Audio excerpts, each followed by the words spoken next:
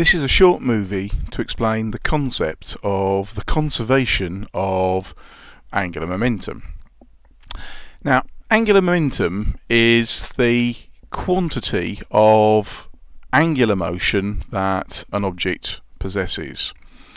Perhaps surprisingly, you might think that the rotational speed of an object directly relates to its angular motion, but angular momentum is more than that.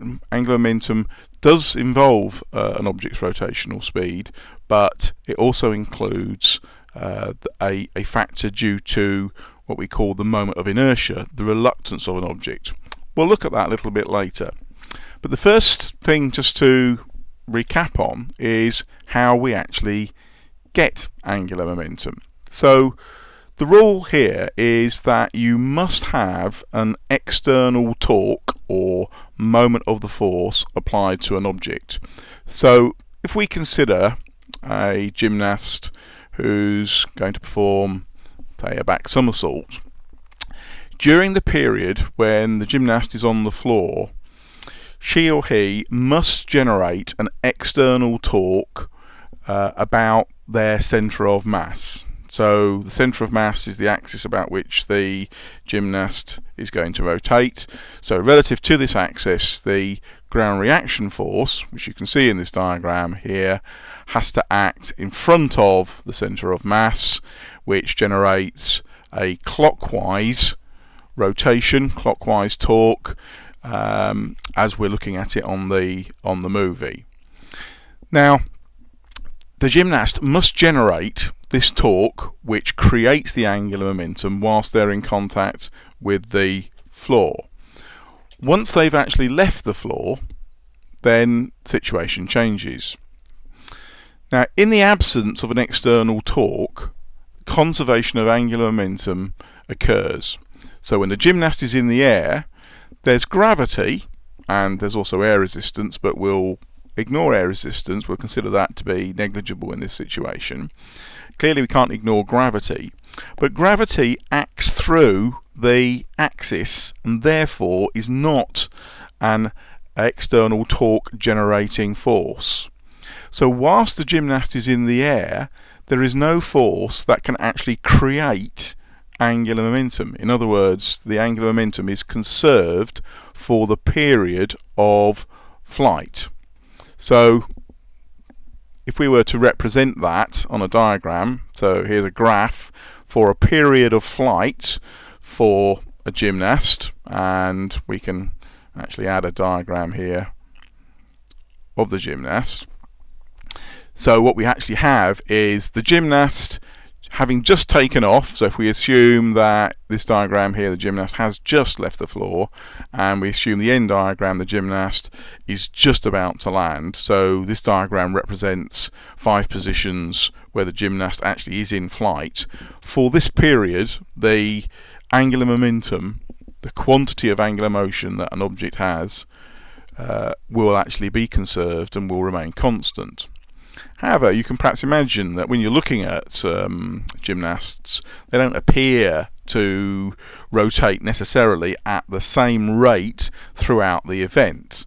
And indeed, if we just have a look at the angular velocity, so angular velocity, you can think of this as being the angular speed of the gymnast. We can see that's relatively low at the beginning and at the end, and relatively high in the middle. Remember, this all the time, this is in a situation where the angular momentum itself is remaining constant. So the gymnast's rotational speed is changing, so slow, fast, slow, but their angular momentum is remaining constant. And the explanation for how the gymnast can vary their speed comes when we look at the moment of inertia. So if I now overlay the moment of inertia graph, now remember that the moment of inertia is the reluctance of an object to change its rotational state of motion, and the value for the moment of inertia is dependent on how the mass of an object is distributed relative to the axis of rotation. So in this case, the axis of rotation is the gymnast's or passes through the gymnast's centre of mass. So where the mass is distributed away from the axis of rotation, as at the beginning and at the end of the move. So the moment of inertia is high, and in the middle, where the mass is distributed close to the axis of rotation, then the moment of inertia is low.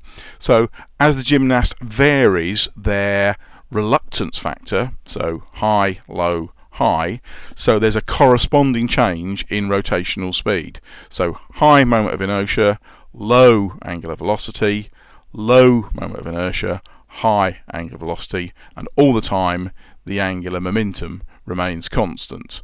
And we can actually see this in represented in a well-known equation.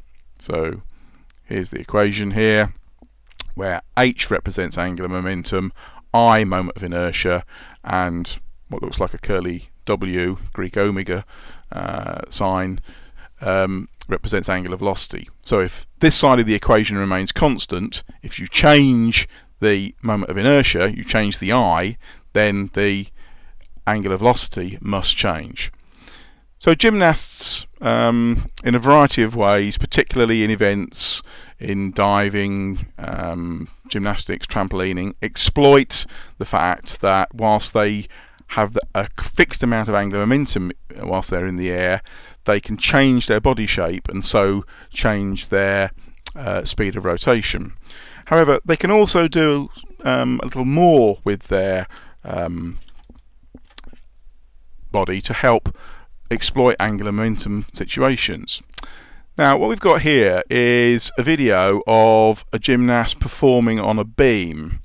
And if we just look at that video, we'll see the gymnast generates angular momentum while she's actually in contact with the beam, has a short flight period, then once again comes in contact with the beam, and another short flight period.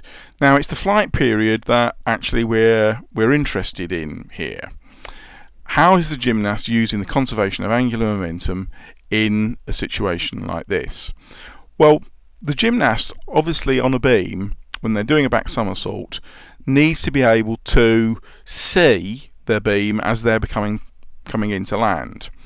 And so what you see is the gymnast trying to keep their head still.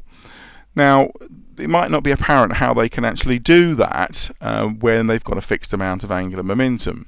But if we just go back in the video and have a quick look at this portion coming up here, I'd like you just to watch carefully in the next few seconds what happens to the gymnast's head. Can you see that during the second half of the flight, the head remains in a relatively still position to the beam? So what's happening here? Well, the gymnast does indeed have a fixed amount of angular momentum, but cleverly she moves all of the angular momentum into her legs. So whilst the total amount of angular momentum in her body is constant, it's actually located during the second half of the flight in her legs, and therefore her trunk remains relatively still. So just watching this portion of the video again, so here you can see her head is relatively still, which enables her to spot the beam and land successfully. Okay, now angular momentum and conservation of angular momentum is used in a whole variety of different sports. I've already indicated that the gymnastic sports, such as diving, gymnastics itself, and trampolining, are perhaps common examples, but you can also find applications in many other sports, including hitch kick in long jump, and I'd encourage you to go away and actually do some research and find out how conservation of angular momentum can be exploited by sports people. This is the end of this movie. This ends this movie.